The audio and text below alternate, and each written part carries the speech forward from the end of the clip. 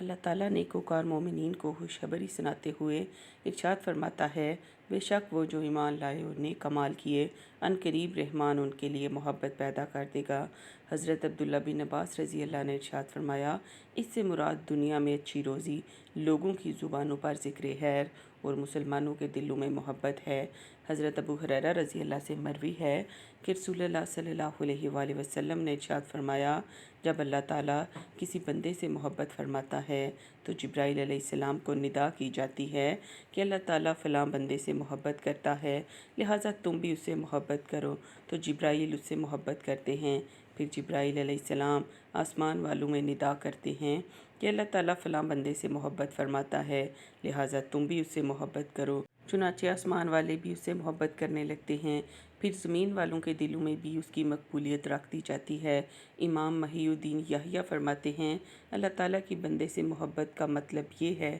کہ وہ اس کی بھلائی کا ارادہ فرماتا ہے، اسے ہدایت اور رحمت عطا فرماتا ہے اور اس پر انعام و اکرام فرماتا ہے۔ جبکہ جبرائیل علیہ السلام اور دیگر فرشتوں کی نیکوکاروں سے محبت کے دو معنی ہو سکتے ہیں، وہ اس کے لیے استغفار اور دعا کرتے ہیں یا اس سے ملاقات کا شوق رکھتے ہیں۔ ان آیات سے یہ بھی معلوم ہوا کہ اللہ تعالیٰ کی طرف سے مسلمانوں کے دلوں میں نیک بندوں کی محبت ڈال دی جاتی ہے۔ آئیے یہ بھی جان لیں کہ صالح یعنی نیک بندہ کسے کہتے ہیں۔ علماء کرام فرماتے ہیں، صالح یعنی نیکوکار سے مراد وہ شخص ہے جو حقوق العباد یعنی بندوں کے حقوق اور حقوق اللہ یعنی اللہ کے حقوق دونوں کی طاقت بھر ادائیگی کرے۔ حضرت علامہ اسماعیل فرماتے ہیں، جب ایمان کا بیج دل کی زمین میں بویا جائے اور نیک اعمال کے پانی سے اس کی پرورش کی جائے تو وہ بڑھتا رہتا ہے یہاں تک کہ اس کا پھل نکل آتا ہے، اور اس کا پھل اللہ تعالیٰ، انبیاء کرام، فرشتوں اور مومنین سب کی محبت ہے۔